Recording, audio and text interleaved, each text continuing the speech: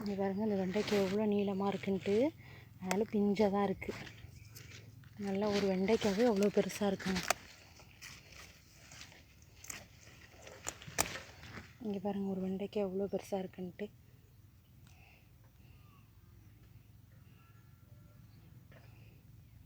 நான் இது ஃபுல்லாக பறிச்சுட்டு வெண்டைக்காயெல்லாம் பறிச்சுட்டு உங்களுக்கு வீடியோவில் போடுறேன் எவ்வளோ வெண்டைக்காய் இருந்துச்சுன்ட்டு.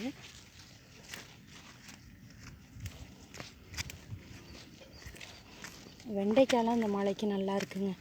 இந்த கீரை கத்திரி தான் ரொம்ப பூச்சாக இருக்குது. பாருங்கள் நல்லா பெருசு பெருசாக இருக்குங்க வெண்டைக்காயெலாம்.